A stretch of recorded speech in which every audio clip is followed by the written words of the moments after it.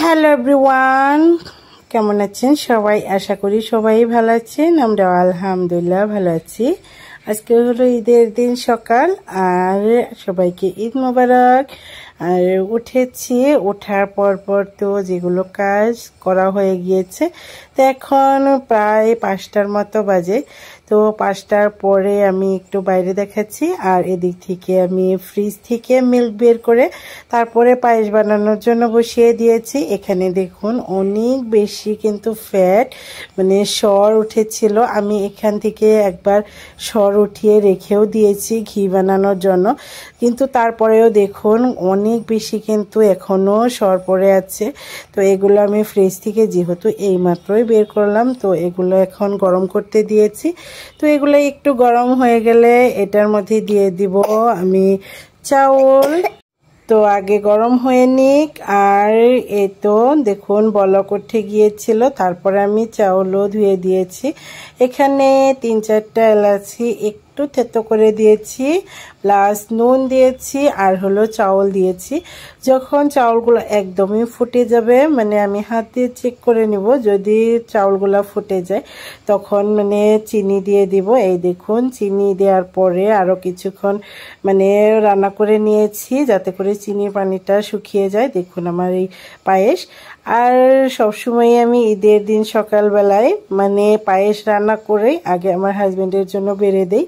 তো ও ঈদের দিন সকালে আমার হাতের পায়েস খেতে খুবই পছন্দ করে, আর ওই জন্যই মানে প্রথমে আমি ওর প্লেটে বেড়ে দিয়ে তারপরে আমি বাকিগুলোর মধ্যে বেড়ে দিই।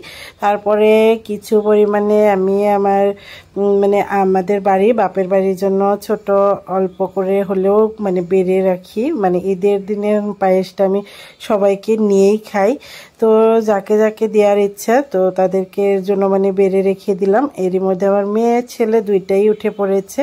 তো ওরা আগে উঠেছিল, ওঠার পরে আবারও ঘুমিয়ে পড়েছিল। ওর মেহেদিগুলো দেখছিলাম যে তোমার মেহেদিগুলো দেখাই হয় নাই। এই দেখুন ও কিন্তু গোসল করে তারপরে রেডি। ওর কাপড় জোড়া কেমন লেগেছে আপনারা সবাই কমেন্ট করে জানাবেন। এই কাপড় জোড়াই কিন্তু কালকে রাতে মানে ঈদের আগের দিন রাতে গিয়ে তারপরে কিনে নিয়ে আসছি। তো আমার কাছে তো খুবই পছন্দ হয়েছে।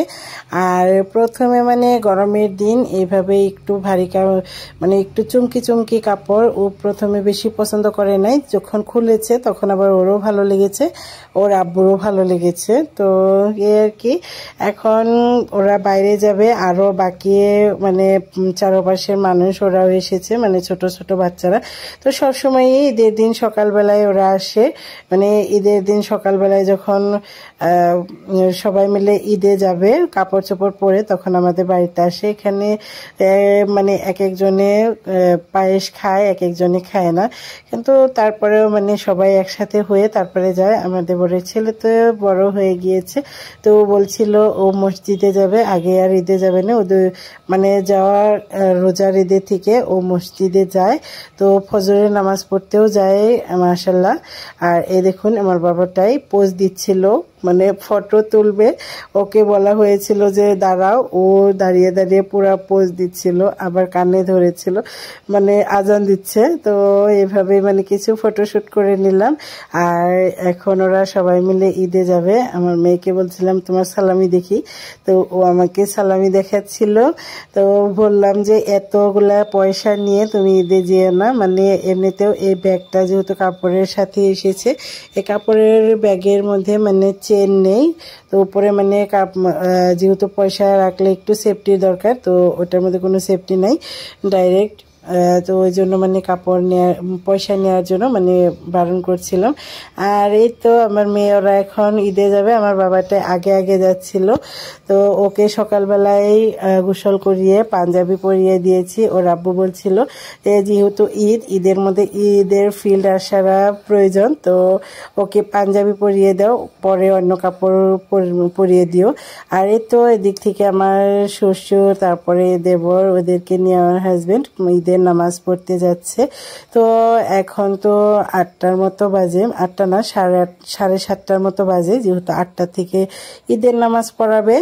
তো তো ওই জন্য মানে ওরা বাড়িতে থাকতেই আমি সকালবেলায় পায়েস রান্না করে, বা যেহেতু তেমন কোনো কাজ ছিল না তো ওগুলা করে গোসলও করে নিয়েছি। তো আমার যাও ও আবার বলছিল আসেন পায়েস খান, তো আমি বলছিলাম পায়েস খাওয়ার পরে ঝালমুখ করতে হবে, না হলে আবার ভালো লাগবে না। এই তো এগুলো মানে মাছ, তারপরে মাছ ভর্তা, তারপরে মাছের ঝোল, এগুলো মানে আগের দিনের রাতে ছিল, তো ওগুলো দিয়েই খাওয়া মানে কমপ্লিট করলাম। তো আমি বললাম একটু খেয়েই নেই, মানে যেহেতু সকাল থেকে তেমন কোনো কিছু খাওয়া হয়নি। তো খাওয়া দাওয়া করে তারপরে আমি আবার এরই মধ্যে মানে আমার হাজবেন্ড ওরা ঈদের নামাজ পড়ে তারপরে চলে আসছিল। আসার পরে এখন যেহেতু কোরবানি দেওয়ার জন্য যাবে, তো কোরবানি দেওয়ার জন্য যাবে আমাদেরকে বলছিল, সববারই বলে যে যদি যাও চলো, তো এবারও বলছিল। তো ওরা সবাই মিলে গাড়িতে গিয়েছে, মানে বাচ্চাদেরকে নিয়ে, তারপরে আমার শ্বশুর শাশুড়ি, তো সবাই মিলে যা যা প্রয়োজন হয় সব কিছু নিয়ে তারপরে গিয়েছে। তো আমি আমার যাও আর যাওয়ের মেয়ে তিনজনে হেঁটে হেঁটে যাচ্ছি। তো এরই মধ্যে এসে দেখি আমাদের যেহেতু কোরবানিতে মহিষ দেওয়া হয়, তো প্রায় ভাগই বেশিরভাগ মানে মহিষই দেওয়া হয়। তো এবারও মহিষ মানে কিনেছে, তো এগুলা এখন দেখি যেখানে কোরবানি দেওয়া হবে মানে ওখানে নেওয়া হয়ে গিয়েছে। এই দেখুন যার যেখানে মানে কোরবানি দিবে, যেহেতু মাঠটা অনেক বড়, তো ওখানেই মানে কোরবানি দিচ্ছিল। ওদিক থেকে কোরবানি দিচ্ছে আর এদিক থেকে আমার জাওয়েরা, মানে এদিক থেকে তো আমাদের পুরানো বাড়ি, তো পুরানো বাড়ির সামনেই মানে ওই কোরবানিগুলো হচ্ছিল। তো আমার যেগুলো যাও চাচাতো যাও মানে ভাসুরের ওয়াইফরা, ওরাও ওখানে দাঁড়িয়েছিল। আর দেখুন এরই মধ্যে কিন্তু কাটাকুটি হয়ে গিয়েছে, মানে আমি ওখানে গিয়েছিলাম আমাদের জাওয়াদের বাড়িতে। তো ওখান থেকে আসার পরে দেখি এরই মধ্যে মানে পুরাই কেটে কুটে একদমই মানে আলাদা আলাদা করে ফেলেছে। তো ওখানে একটু দেখে তারপরে বাড়িতে চলে আসলাম, কারণ আমাদের এখানে মানে প্রথমে কেটে একটু মাংস মানে সমাজের জন্য রেখে তারপরে মানে মাপ দিয়ে কতটুকু মাংস রেখে দেয়, তো রেখে মানে বাড়িতে দিয়ে দেয়, বাড়িতে নিয়ে তারপরে রান্না করা হয়। মানে পুরোটা কোরবানি কমপ্লিট করে সমাজের ভাগ ওইগুলো দেওয়ার পরে বাড়িতে এসেই যেন মানে সবাই খাওয়া দাওয়া করতে পারে, ওই জন্য প্রথমেই একটু মাংস দিয়ে দেয়। এই তো এগুলো মাংসর সাথে খিচুড়ি রান্না করেছিল আমার যা, তো ওগুলাই খাওয়া দাওয়া হলো, মানে সবাই খাওয়ার পরে আমরাও খেলাম।